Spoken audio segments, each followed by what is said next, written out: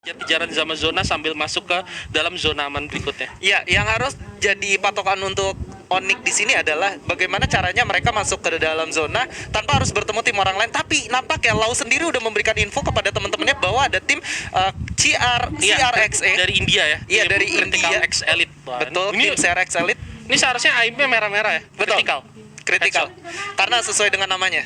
Udah kritikal elite lagi. Wah. Lu bisa bayangin gak? Lu bisa Yang bayangin. kritikal aja tuh udah serem. Yes. Udah ada kritikal, ada X-nya, ada elite. Wah, lu bayangin kalau ternyata mereka tapi di lane sisi mereka nggak berhenti gitu aja, bakal langsung masuk ke dalam. Di sini ada Legalot di jump shot, terkedap down satu orang lagi Bang Abi. Ini adalah VN Gaming yang tadi udah clash dengan LGDS di awal. Yes. Ya mereka udah sama-sama kehilangan satu member dan ternyata RRQ sepertinya nggak cukup dengan 3 orang yang mereka eliminasi. Mereka sepertinya haus.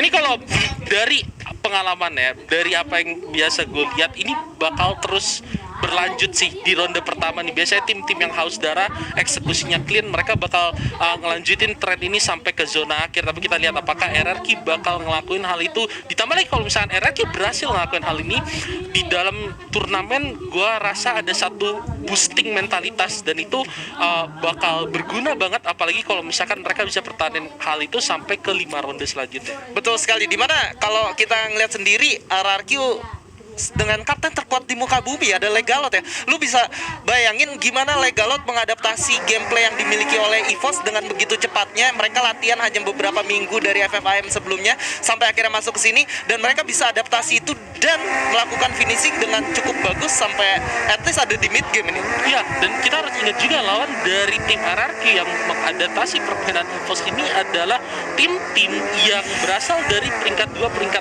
3 negara-negara lain yang mereka udah ngelaluin kompetisi seperti FFM di negara mereka masing-masing. Betul. Oh my god. Mobilnya dia bawa ke atas rumah aja langsung. Gila, ada mantep ya? Kenapa lu harus ke bawah kalau lu bisa naik ke atap ya? Iya, kenapa harus ada yang mudah kalau lu bisa yang lebih sulit gitu? Iya benar juga ya. Iya kan? RRQ Logic. RRQ Logic. Dan so far RRQ HD sendiri perwakilan dari Indonesia udah berhasil mendapatkan 2 poin eliminasi masing-masing dari Pacman dan Legalot. Artinya mereka udah memiliki 4 poin eliminasi dan mereka udah masuk di zona selanjutnya, memiliki bekal yang cukup. Artinya setidaknya di game 1 ini RRQ udah memiliki satu bekal yang cukup aman dibandingkan dengan Onyx yang belum mendapatkan kill sama sekali, dan mereka ada di luar zona dan cukup jauh untuk masuk ke zona lainnya. Tapi oke, kita berbicara tentang Onyx seperti yang lo udah mention, belum ada kill, tapi sepertinya tim yang lain, sepertinya cuma ada satu tim yang punya tempo panas kayaknya di ronde pertama ini. Tim yang lain tuh kalau kita lihat sampai sekarang mereka bermain dengan tempo yang lebih slow, lebih adem. Mungkin coba untuk menghindari early fight. Bahkan tadi ketika ada 2 tim yang bertarung di awal, LGDS dan VGM, ketika mereka udah kehilangan satu member mereka memutuskan untuk narik. Betul. Temponya lebih slow. Apakah mungkin karena mereka RRQ bakal ketemu EXP? Kenapa enggak? Karena dari tadi emang sepertinya mereka mencoba untuk mencari kill ya. Kita lihat Pacman di sini di belakang ya kan, Pacman the sniper udah mulai ngeker-ngeker dengan panci mungkin. Oke, ada kita O'Connor di depan. O'Connor udah ke knockdown. Legalot bakalan seharusnya, dan 2 orang di knockdown. Sepertinya ini bakal jadi disaster untuk RRQ. 3 orang tersisa Legalot. Apakah Legalot bisa bermain clutch play yang bagus? Revive bakal dijalanin, nggak sempat. Legalot bakal coba untuk maju ke depan. Keluarin, dan ternyata RRQ harus tereliminasi. Puas di peringkat 10 dengan 4 kill. Dan ini benar-benar di luar ekspektasi banget ya. Dan kalau lu lihat ternyata dari seorang O'Connornya aja, dia ternyata mendapatkan damage dari atas, dari tim BTS yang ngerecokin mereka ketika RRQ udah melakukan dari tim KOG. Ketika RRQ udah melakukan setup, ada grecokin dari sebelah kanan, itu membuat RRQ jadi serba salah. Mereka mau maju atau mau mundur karena di kiri udah dihantam, depan udah ada yang nunggu. Ya, dan itu akhirnya apalagi posisi RRQ tadi cukup open ya. Betul. Ya, dan ini cukup menyulitkan dalam artian yang direcokin itu RRQ, bisa dibilang kayak gitu. Kalau misalkan tadi yang direcokin mungkin tim lawan ya itu EXP, mungkin bakal beda ceritanya. Tapi situasinya juga kurang menguntungkan, dan KOG sendiri yang tadi udah ngelihat ada pertempuran di bawah, mereka pasti udah nge-spot ada EXP Sport juga di situ, dan ini bakal jadi perang yang nggak bisa terhentikan antara EXP EXP dan juga TG. Kita lihat gimana para pemain EXP yang tadi udah berhasil dapetin 3 kill bakal coba untuk perang dengan tim TG. Tapi sepertinya yang ada di atas memutuskan untuk mundur. Satu granat masak yang cukup baik dari tim EXP. 2 orang berlindung di balik blue wall, dan ini bakal jadi pertempuran blue wall padat yang cukup mantap. Tapi kenapa nggak di-spray langsung begitu aja? Para main dari tim EXP sepertinya bisa dapetin 2 knock dan sisa 1 orang, yaitu Sharky. Sharky dengan snipernya coba untuk melawan, coba untuk bertahan, coba untuk mencari cara untuk memenangkan fight ini, tapi terlalu sulit karena Sharky di situ juga harus terkena dan lantai. Oh my god, tapi masih Sharky di situ masih bisa bertahan, tapi ternyata nggak terlalu sulit dan oke tereliminasi. Tapi sekarang kita balik ke Onyx Olympus yang sepertinya juga nggak sendirian, udah kedatangan tamu dari tim Fijian.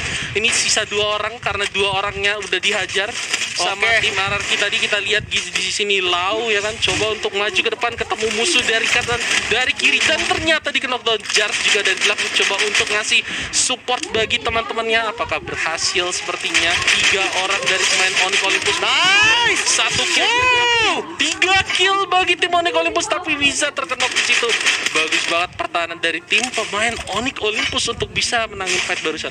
Yes, bener banget, karena kalau kita lihat walaupun kehilangan Lau, tapi at least mereka udah berhasil mendapatkan satu kompon yang cukup aman untuk bertahan di zona keempat. Dan ternyata zona terakhirnya berpihak ke arah mereka. Ini tinggal gimana caranya mereka membagi vision antara atas dan juga bawah. Olympus udah masuk 5 besar dengan 14 orang yang tersisa.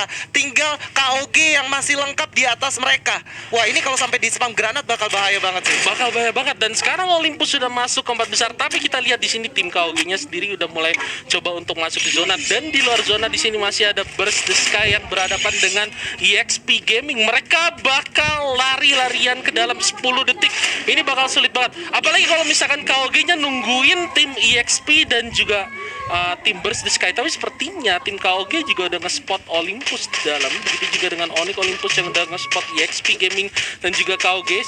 Mereka bakal mainkan patahan dan mungkin mereka bakal mainkan permainan psikologis di mana biarin tim yang lain saling menyerang duluan, habis itu mereka cukup bertahan aja. Tapi sepertinya enggak. Oh, kita lihat di situ udah ada monster truck dikeluarin ya kan. Tim BTS 1 orang udah terkenok dan Onyx Tayo sepertinya berhasil dapetin kenok di sana. 2 orang dari tim BTS terkenok dan bakal sulit posisinya. Burst the Sky sepertinya bakalan tereliminasi dan Olympus di sini berhasil dapetin 5 kill. Oh my god, berhasil. Play-ins ronde pertama dibuka dengan punya dari tim Indonesia. Hashtag FF Indonesia bersatu. Hashtag FF Indonesia bersatu. Olympus bermain dengan cukup luar biasa apik di game day pertama. Walaupun bermain pasif di